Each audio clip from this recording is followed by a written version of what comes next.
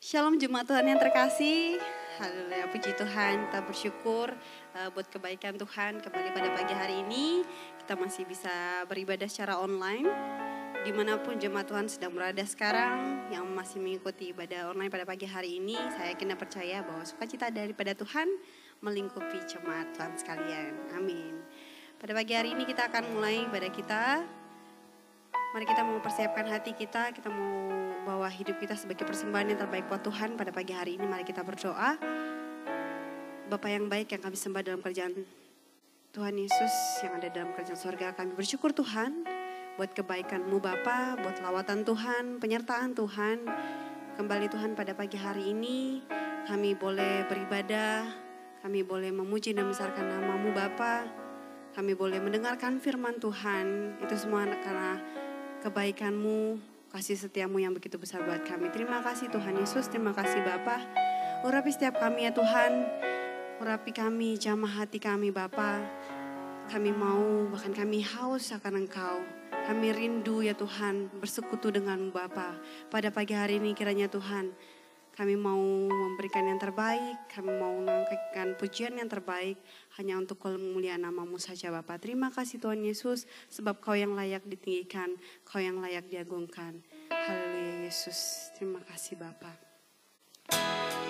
Sebab Kaulah Tuhan kami ya Tuhan, bahkan kemuliaan-Mu melingkupi setiap kami. Kami bersyukur Tuhan.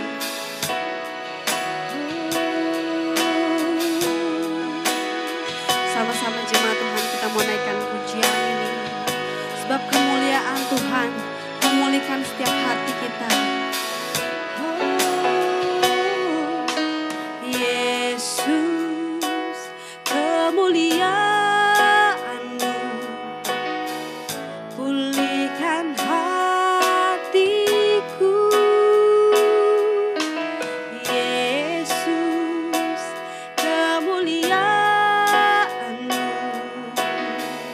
berkati hidupku. Katakan Yesus, Yesus, kemuliaan-Mu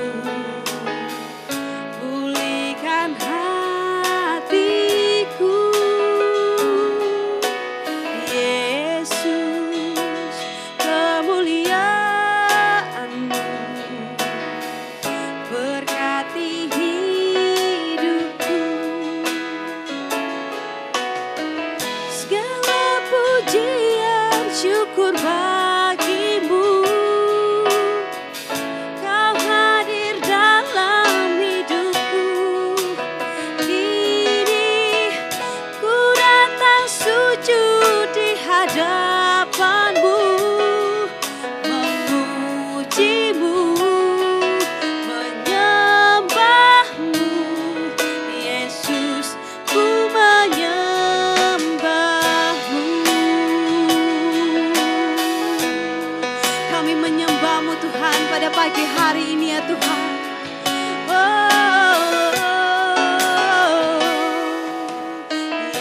Yesus, kemuliaan-Mu pulihkan hatiku. Yesus, kemuliaan-Mu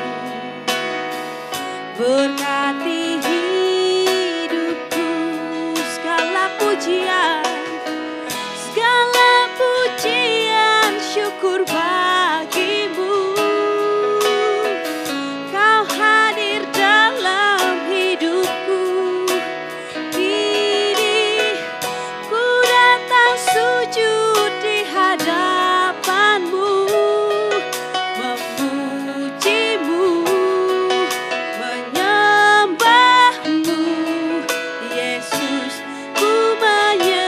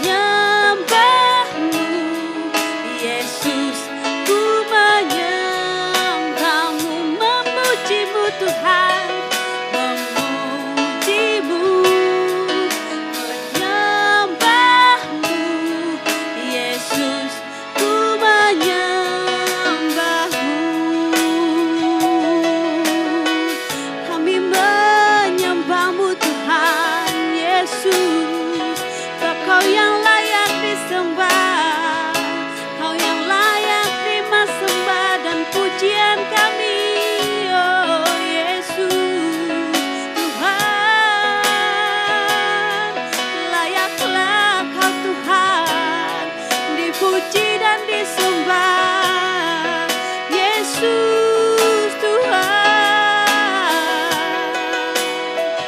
Haleluya, haleluya Yesus.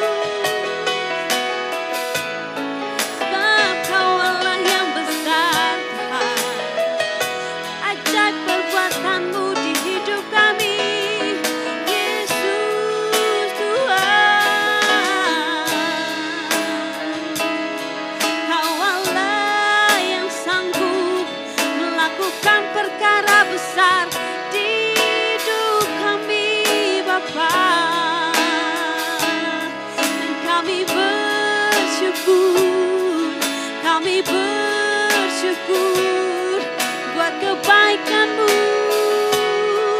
Yesus. Layaklah Kau Tuhan, layaklah Kau Tuhan, dipuji dan disembah. Sebab Kaulah Tuhan, sebab Kaulah Raja, Kaulah Bapa kami yang kekal.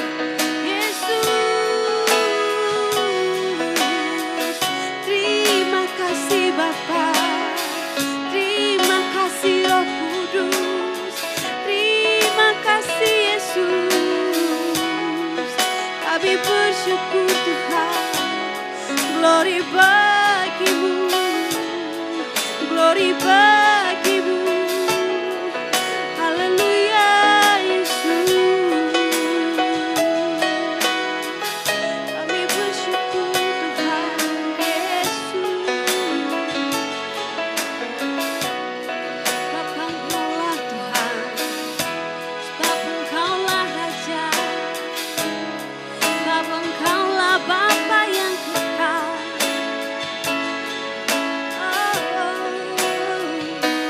Engkaulah Tuhan, Engkaulah Raja, berdaulat atas hidupku. Ku berserah penuh, katakan Kaulah Tuhan, Engkaulah Tuhan, Engkaulah Raja, berdaulat atas hidupku.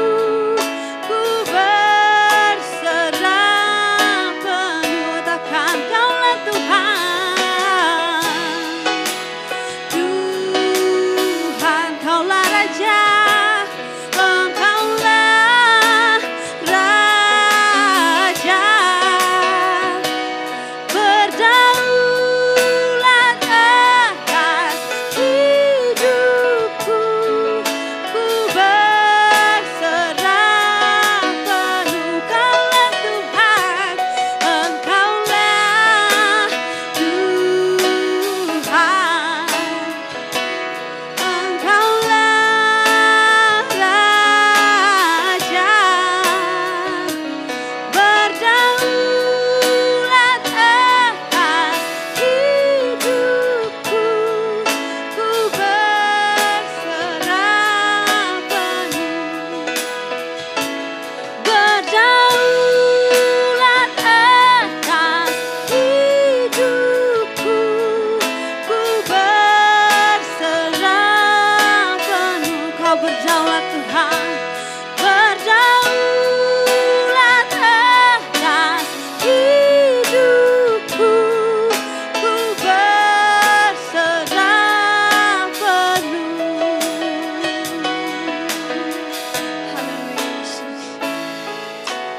Mimbar saya serahkan kepada hamba-Nya yang bertugas.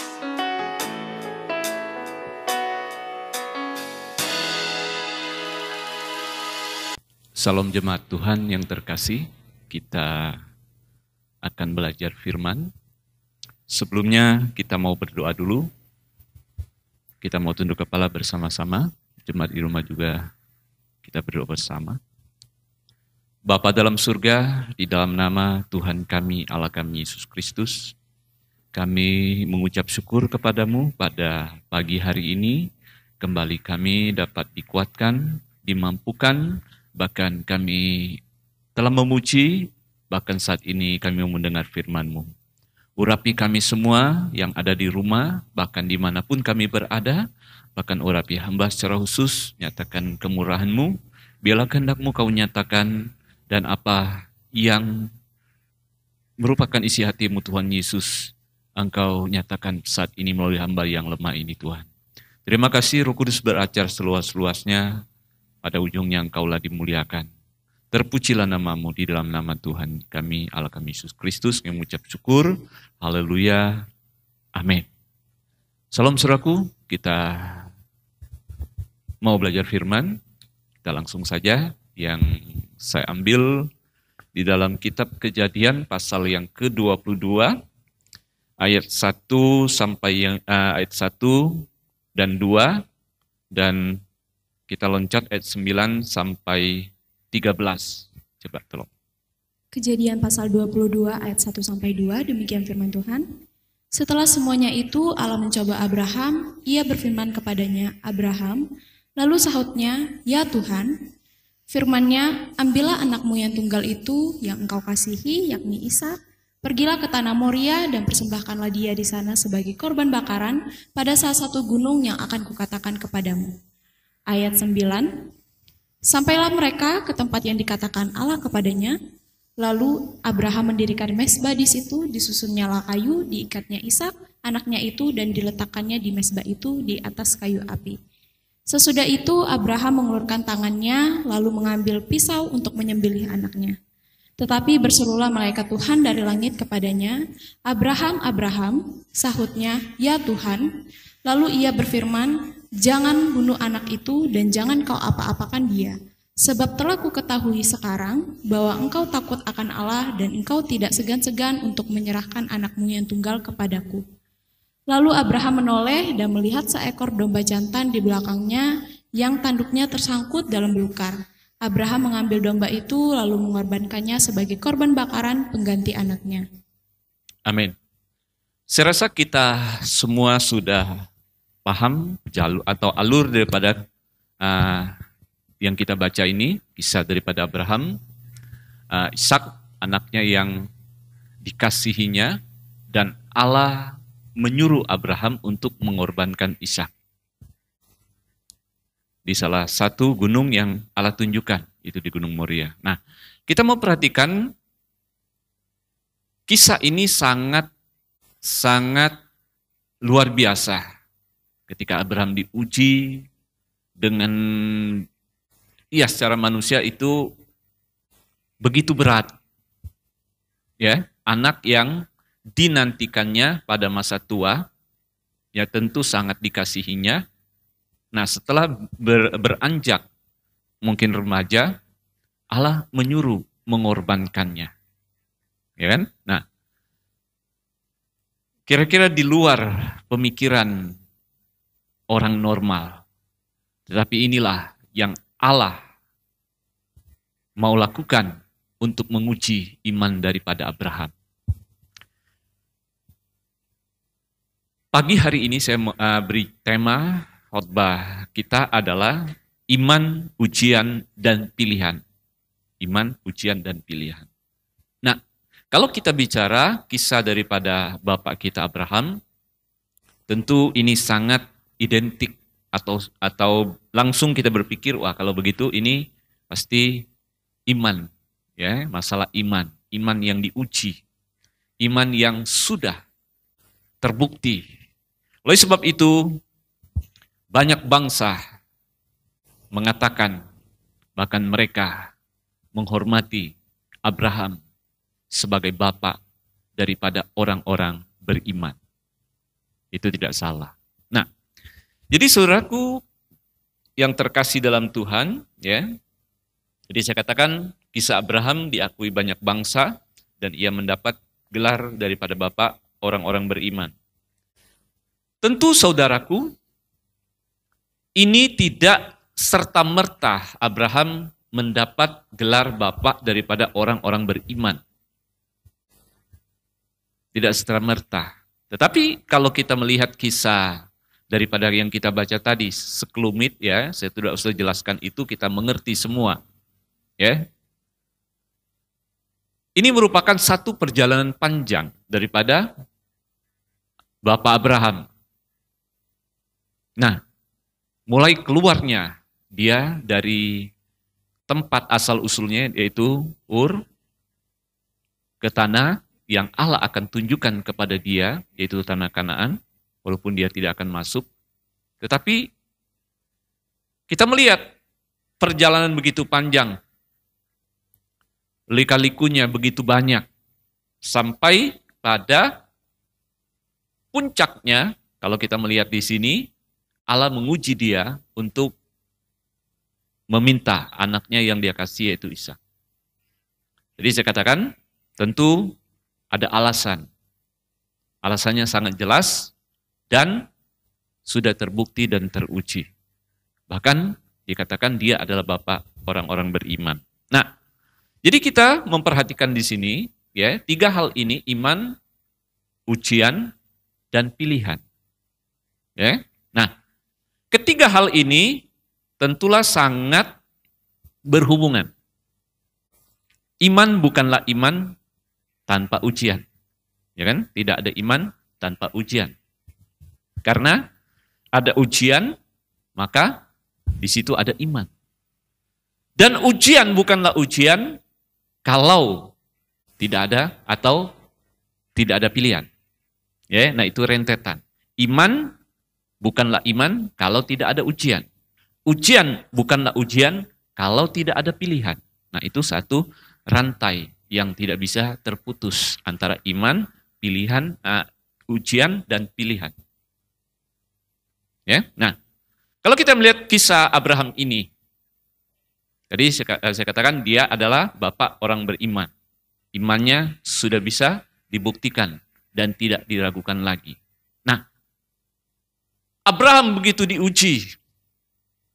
Ya, nah ujiannya mulai dari dia keluar daripada tempat asalnya itu, ya, sampai kepada anaknya Ishak.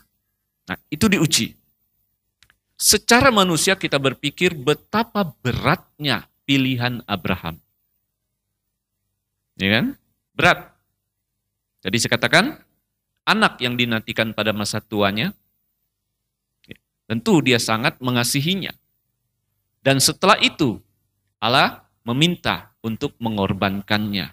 Jadi pilihannya kehilangan Ishak, ya, atau kehilangan Allah semesta alam. Kan begitu kan? Jadi pilihannya sebenarnya jelas kan? Hilang Ishak atau hilang Allah. Atau tidak taat, ya kan? Nah itu pilihannya.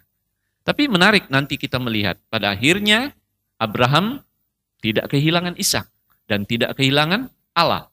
Ya, dia mendapat dua-duanya. Luar biasa kan? Nah, nanti pada ujungnya saya akan jelaskan itu.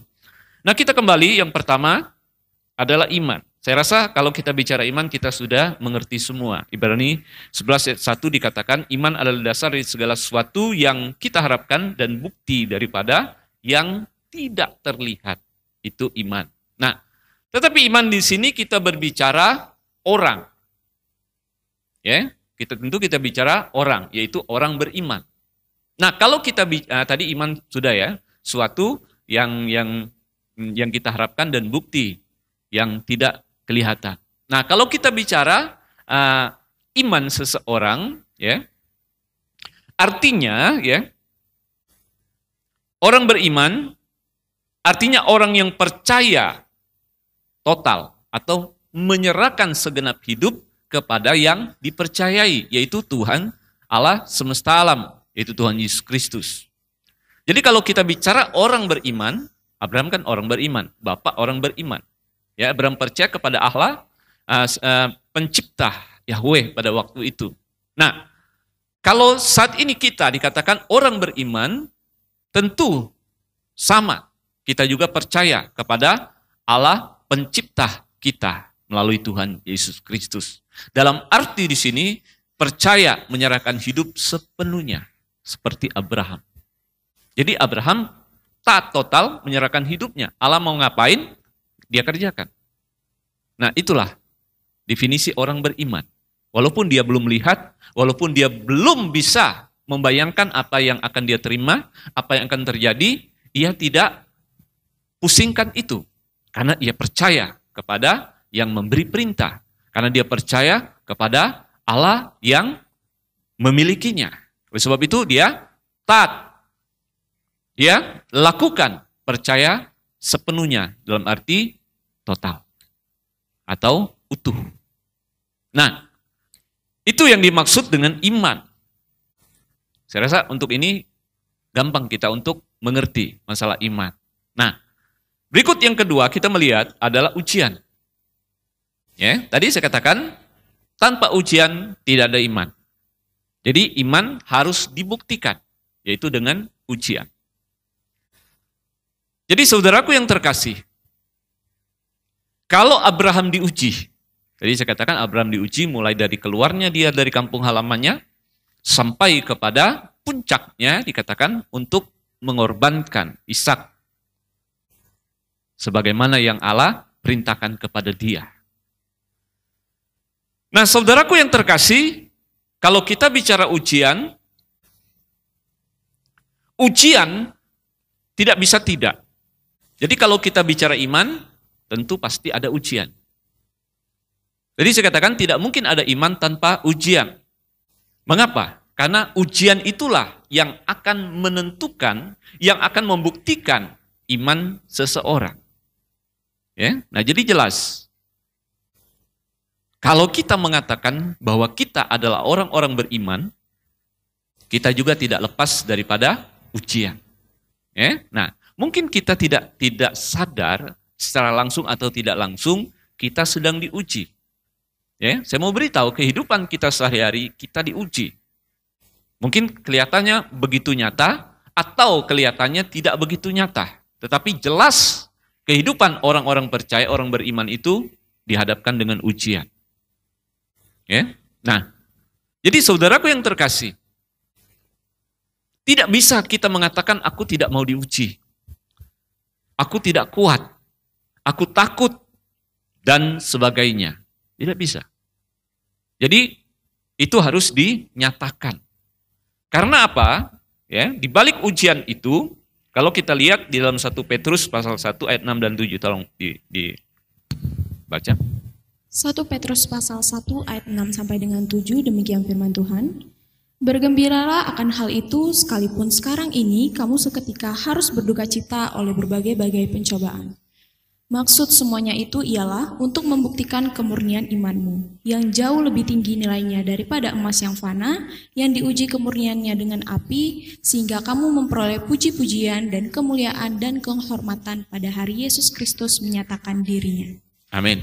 Ini kita bicara kualitas iman atau kadar atau tingkat iman itu sendiri. Ya, nah jadi kalau kita bicara iman tentu ada kadarnya, ada kualitas iman atau tingkatan iman. Ya, nah seperti Abraham diuji begitu berat, itu tingkat imannya luar biasa. Nah kita lihat bapak kita Ayub juga diuji begitu luar biasa. Ya, nah. Banyak tokoh-tokoh di dalam Alkitab ini mereka diuji imannya. Nah kalau kita memperhatikan ya, Sadrak, Mesak, Abednego, mereka juga diuji. Menyembah patung buatan raja atau masuk dalam perapian. Jadi mereka juga diuji. Menyembah selain Allah atau dihukum mati pada saat itu. Ya, nah itu juga ujian ya. Ujian berat sekali. Mereka harus memilih pada akhirnya. Banyak tokoh Alkitab yang seperti itu. Nah, kita lihat Esther juga seperti itu. Ya kan? Esther adalah orang beriman, Sadrak, Mesak orang beriman, Abraham orang beriman. Nah, kita lihat Esther juga diuji. Apakah engkau akan kehilangan bangsamu? Dalam arti umat-umat Allah, orang-orang Israel, orang Yahudi, apakah engkau aman-aman saja? Jadi engkau pilih, mau pilih yang mana? Jadi Esther diuji dalam hal ini. Ya, nah dia katakan sekalipun aku harus mati, biarlah aku mati. Ini pilihan. Ya, nah luar biasa. Tokoh-tokoh dalam Alkitab ini sudah membuktikan kemurnian atau kadar atau kualitas iman mereka. Jadi saudaraku yang terkasih, kita juga seperti itu. Ya, tiap-tiap kita diuji sesuai dengan tingkat-tingkat kita dan sesuai dengan kerelaan dan kehendak Tuhan. Ya kan, ada orang diuji begitu luar biasa. Ada orang diuji ya tidak seberapa. Tetapi Tuhan tahu kemampuan kita. Amin. Amin ya. Tuhan tahu karena Ia menguji kita tidak melebihi dari batas kemampuan kita. Tentu. Ya, Dia tahu siapa kita. Tetapi jelas iman itu harus dibuktikan, yaitu dengan ujian. Tidak bisa tidak. Nah, jadi kita kadang-kadang diuji. Seperti saya katakan tadi, mungkin secara sadar atau tidak sadar, atau secara nyata-nyata atau tidak nyata. Ya, kita diuji setiap hari. Ya kan? Ketika kita keluar rumah pun kita diuji. Kita mau ngapain? Kan gitu kan? Mau lakukan yang benar atau yang tidak benar? Itu kan pilihannya. Itu juga diuji. Ya, lakukan sesuai dengan kehendak Tuhan, menyenangkan Tuhan, atau sebaliknya menyakitkan Tuhan. Itu kan kita juga diuji. Jadi saudaraku yang terkasih, kadang-kadang kita dihadapkan seperti Abraham tadi dihadapkan kehilangan Ishak atau kehilangan Allah. Ya, dia harus menentukan satu pilihan. Pada akhirnya Abraham memutuskan ia mengambil risiko untuk kehilangan anaknya. Tetapi pada akhirnya dia tidak kehilangan, dia dapat dua-duanya. Luar biasa. Nah, jadi saudaraku yang terkasih, ujian itu menentukan kadar iman, kualitas iman, dan tingkatan iman kita. Ya, semakin tinggi atau semakin berat ujian itu, maka kita akan naik ke jenjang yang lebih tinggi lagi, atau kualitas iman kita akan lebih naik lagi. Karena apa? Ya, kehidupan kita beriman itu terus bertumbuh. Amin ya. Kehidupan iman kita itu dikatakan disempurnakan dari hari ke hari. Artinya harus terus meningkat. Ada peningkatan.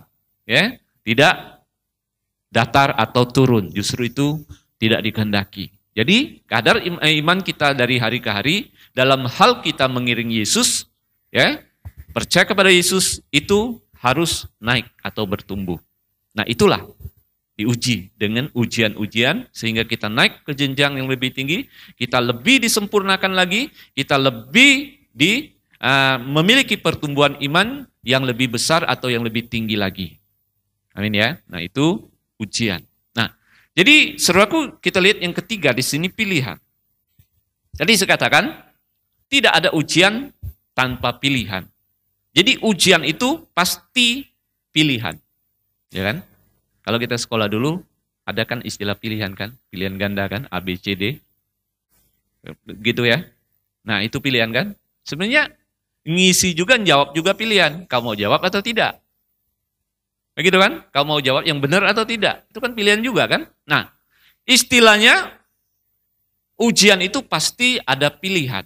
Jadi saudaraku, dalam hal ini kalau kita memperhatikan,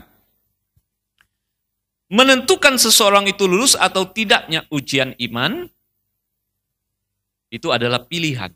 Ia dihadapkan dengan pilihan. Ya, kadang-kadang pilihannya begitu sulit. Kadang-kadang pilihannya itu bicara hidup matinya kita. Ya, banyak. Tadi saya katakan Sadrak, Mesak, Abednego itu bicara hidup matinya mereka.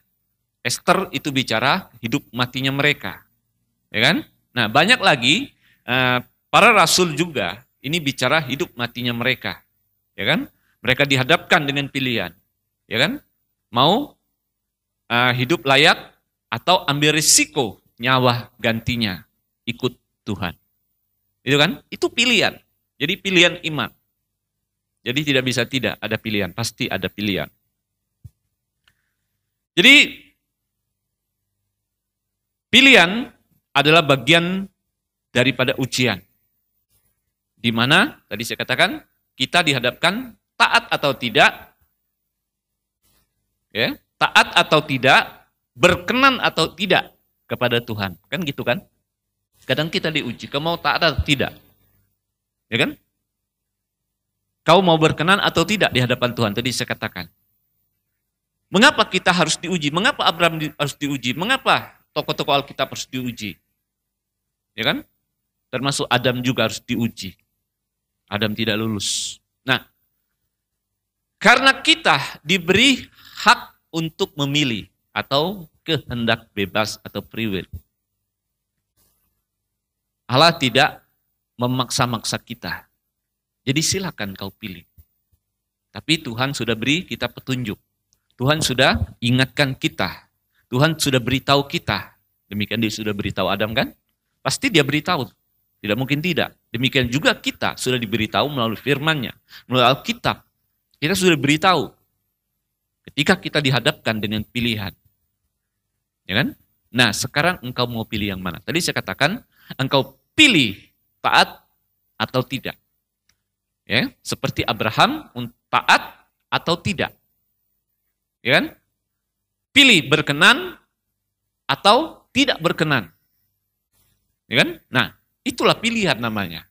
Jadi, dalam satu sisi yang positif, dalam satu sisi yang negatif. Itu pilihan. Ya. Nah, jadi kita kembali di sini. Ketika kita memilih, kadang-kadang kita harus kehilangan salah satunya. Tadi saya katakan, Abraham dihadapkan dengan kau pemilih taat kepada Allah, atau kau satu sisi kau kehilangan anak. Ya kan?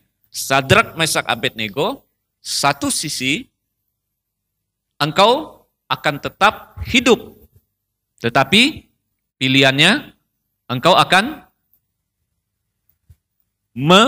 menentang Allahmu atau menyembah ilah lain. Atau berbalik. Itu pilihan. Kehilangan Allah atau tetap aman, selamat. Tapi kehilangan Allah. Kehilangan keselamatan itu yang sesungguhnya. Sama seperti Esther dan lain-lainnya. Nah, kadang-kadang pilihan itu kita harus kehilangan salah satunya. Ya kan? Tadi saya katakan, para nabi, para rasul, mereka kehilangan nyawa karena mempertahankan iman. Itu pilihan. Ya, itu bisa kalau Tuhan izinkan seperti itu. Hilang salah satu, Tuhan katakan apa untungnya engkau memperoleh harta dunia ini atau seisi dunia ini tapi jiwamu binasa. Kan gitu kan? Oleh sebab itu kita lihat para rasul memilih untuk tetap pegang iman walaupun mereka harus dibunuh, walaupun mereka harus mati sekalipun. Nah itu ya. Nah, tetapi pilihan kedua kita melihat di sini, tadi saya katakan dalam memilih ini harus kehilangan salah satunya. Ya kan? Seolah-olah. Tetapi contoh-contoh yang saya katakan tadi, ya, mereka sesungguhnya tidak kehilangan salah satunya, tetapi sebaliknya mereka mendapatkan kedua-duanya. Ini menarik. Ya kan? Seperti Abraham tadi. Seolah-olah dia harus kehilangan Ishak. Ya kan? Udah mau dipotong dong. Tetapi Tuhan katakan, stop. Jangan kau bunuh. Aku sudah tahu bahwa engkau begitu taatnya.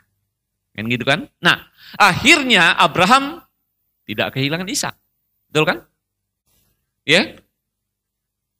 Ujian yang terjadi atau yang dikenakan kepada Abraham mendapatkan kedua-duanya. Dia mendapatkan Ishak kembali dan ia tetap mendapatkan Allah kembali. Nah ini menarik. Sama seperti Sadrak, Mesak, dan Abednego. Ya kan? Kelihatannya dia akan kehilangan nyawa karena dibakar dengan api yang begitu panas. 7 kali lebih panas dari biasanya. Bayangin. Yang bawa mengantar mereka aja hangus. Apalagi mereka. Logikanya mereka harus mati. Ya kan? Tetapi kenyataannya mereka tidak mati. Luar biasa kan? Kalau Allah berkehendak. Semua bisa jadi. Ya kan? Jadi mereka tetap mendapatkan nyawa mereka, bahkan mereka dimuliakan, ya kan? Dan mereka juga tidak kehilangan Allahnya. Jadi dua-duanya dapat. Ya kan? Sama juga dengan Esther. Ya kan? Esther tidak kehilangan nyawanya. Karena raja memberi. Katakanlah anugerah, yaitu mengulurkan tongkatnya. Kan gitu kan? Nah, Esther tidak kehilangan nyawanya dan dia juga tidak kehilangan bangsanya dalam arti Tuhannya dalam satu sisi. Nah, kita lihat, ini menarik, kadang-kadang kita dihadapkan dengan seperti itu. Ya? Oleh sebab itu saudara jangan takut. Seolah-olah ketika engkau diuji, engkau akan hilang salah satunya. Bisa-bisa juga tidak. Ya, bisa tidak. Ya. Karena Allah turut bekerja dalam segala sesuatu untuk mendatangkan kebaikan bagi setiap orang yang mengasihinya. Kalau Allah berkehendak semua itu bisa. Yang penting di sini ketaatan kita. Ya. Yang penting di sini bagaimana ketika kita menghadapi pilihan itu dalam ujian itu. Itu yang paling penting. Ya. Nah, baik kita sampai kepada kesimpulan.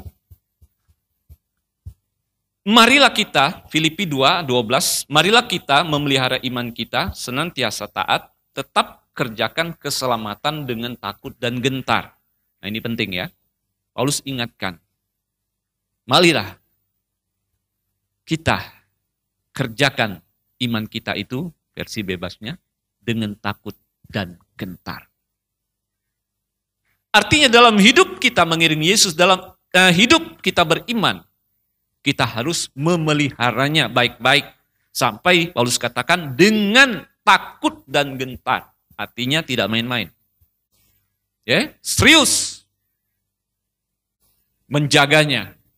Jangan sampai hilang atau imannya rusak dengan takut dan gentar. Itu Paulus katakan. Nah kita perhatikan lagi. Kita harus bisa mengerti saat kita sedang diuji. Ini penting. Jadi kita harus bisa mengerti kapan kita atau saat kita sedang diuji. Nah ini penting ya.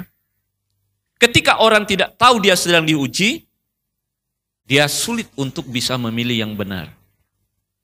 Dan saya katakan tadi, taat atau tidak, berkenan atau tidak berkenan. Nah jadi di sini posisinya kita harus bisa mengerti, ya. Nah dalam hal lingkup kita pada posisi iman. Tadi saya katakan, Paulus katakan kepada jemaat di Filipi, kerjakan keselamatanmu atau imanmu dengan takut dan gentar. Dalam arti di sini kita harus bisa mengerti saat kita sedang diuji. Itu ya. Dan kita juga tahu kita harus memilih yang benar. Ingat ya, kita harus memilih yang benar pada posisi itu. Ya, kadang-kadang kita dihadapkan dengan satu ujian. Ya, kelihatannya mengapa seperti ini? Kelihatannya berat. Kelihatannya wah, saya akan dirugikan segala macam. Nah, kita sedang diuji sebenarnya. Nah, kalau kita mengerti itu, kita harus tahu memilih yang tepat, memilih taat atau tidak, memilih berkenan atau tidak. Nah, disinilah posisi kita. Inilah peran kita. Jadi saudaraku yang terkasih, secara manusia atau kedagingan, mungkin sulit kita untuk memilih. Contohnya Abraham, Sadrak, Mesak, Abednego, Esther, ya kan? Sulit secara manusia. Tetapi mengapa mereka bisa begitu? Saya katakan bisa melewati itu dengan baik. Jadi jawabnya satu. Karena apa? Tuntunan Roh Kudus. Karena apa? Kekuatan Roh Kudus yang memampukan para hambanya, yang memampukan kita juga untuk bisa mengerti ketika kita diuji dan kita tahu akan memilih yang tepat dan berkenan kepada Tuhan. Biarlah Roh Kudus menuntun kita dan menguatkan kita sehingga iman Abraham ada pada kita. Amin ya. terpujilah nama Tuhan. Nah, jadi ini ya. Jadi itulah iman, ujian, dan pilihan. Biarlah kita semuanya bisa memelihara iman kita, sekalipun kita diuji, sekalipun kita harus memilih, kita pasti memilih yang benar, taat dan menyenangkan Tuhan. Amin. Kita tunduk berdoa. Bapa dalam surga, di dalam nama Tuhan kami, Allah kami Yesus Kristus, kami mengucap syukur kepadamu. Biarlah firman ini menguatkan kami. Biarlah firman ini mampukan kami untuk memahami betapa Engkau luar biasa. Roh Kudus mampukan kami, menguatkan kami, sehingga kami dapat mengerti akan setiap ujian yang Kau berikan untuk mendatangkan kebaikan buat kami, dan biarlah kami dapat memilih yang benar dan berkenan di hadapan hadirat-Mu. Ampuni hamba, biarlah Roh Kudus memampukan kami untuk mengerti firman ini sesempurna mungkin dan Engkau nyatakan dalam setiap kehidupan dan laku kami. Biarlah nama-Mu saja dimuliakan. Terima kasih Bapa. Inilah kami anak-anak-Mu. Kami percaya Engkau tidak pernah berubah, kasih-Mu tetap untuk selama-lamanya. Di dalam nama Tuhan Yesus, mengucap syukur kami berdoa. Haleluya. Amin. Puji Tuhan. Saudaraku, tibalah saatnya kita akan mengakhiri acara ibadah kita. Kita mau berdoa untuk bangsa dan negara kita. Kita berdoa untuk para pemimpin kita. Kita berdoa untuk para gereja, para pelayan-pelayan Tuhan, hamba Tuhan, gereja Tuhan. Bahkan kita juga berdoa untuk pulau yang kita kasihi, dan kita juga berdoa untuk masa pandemi COVID-19 ini. Biarlah Tuhan menolong, menguatkan, melindungi kita semuanya. Biarlah semua ini tepat berlalu kalau Tuhan izinkan. Kita juga berdoa untuk Maun Gereja, dan kita juga untuk berdoa untuk jemaat Tuhan semuanya. Biarlah Tuhan melindungi, memberkati. Amin ya. Nah, jadi saudaraku, kita masih suasana Kongyan, tahun baru Imlek. Ya, oleh sebab itu saya pakai ini, pakai merah. Ya. Nah, sekali lagi saya ucapkan Kung Si Facai atau Kyung Hisinyan buat saudara semua. Biarlah Tuhan memberkati kita, melindungi kita. Biarlah damai sejahtera Kristus menyertai kita semuanya. Sekali lagi, Kyung Hee, Tuhan berkati. Kita tunduk kepala, kita mau berdoa. Bapa dalam surga, di dalam nama Tuhan Yesus Kristus kami mengucap syukur kepadamu.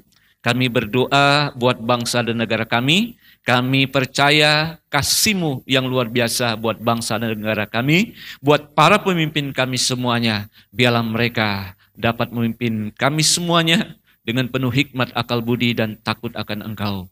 Berkati para pemimpin kami mulai dari Bapak Presiden dan seterusnya. Dan kami percaya kasih-Mu yang tidak pernah berkesudahan untuk para pemimpin kami. Berkati pulau kami juga yang kami kasihi. Berkati kota kami, bahkan pemimpin kami di daerah ini juga Engkau berkati Bapa. Hamba juga berdoa untuk gereja-Mu dimanapun berada. Hamba juga berdoa untuk Sinode Gereja Betel Indonesia, BPH, semua Tuhan Engkau berkati para pemimpin kami di BPH. Biarlah Tuhan Yesus mereka dapat memimpin bahkan menjalankan gereja ini dengan penuh tanggung jawab dan memuliakan nama-Mu ya Tuhan Yesus. Berkati para hamba-Mu dimanapun berada, berikan kekuatan, berikan perlindungan, bahkan damai sejahtera, kecukupan semuanya. Terima kasih Bapa, inilah kami. Hamba juga berdoa untuk jemaat-Mu, lindungi jaga kami. Kalau ada yang sakit, Tuhan tolong, Tuhan sembuhkan, yang lemah, Tuhan kuatkan, yang dalam masalah, Tuhan Engkaulah jalan keluar. Terpujilah nama-Mu yang kekal sampai kekal. Inilah kami mengucap syukur. Saudaraku yang terkasih, terimalah oleh-Mu kasih karunia Tuhan Yesus Kristus dan kasih daripada Allah serta persekutuan daripada Roh Kudus menyertai kita mulai hari ini hingga Tuhan Yesus datang kedua kali. Haleluya. Kami memuji kebesaran-Mu, ajaib Tuhan, ajaib Tuhan. Kami memuji kebesaran-Mu, ajaib Tuhan, ajaib Tuhan. Ajaib Tuhan, ajaib Tuhan. Amin. Tuhan berkati kita semuanya. Sekali lagi, Kiyomi Facai. Amin. Tuhan berkati. Happy Sunday and God bless you.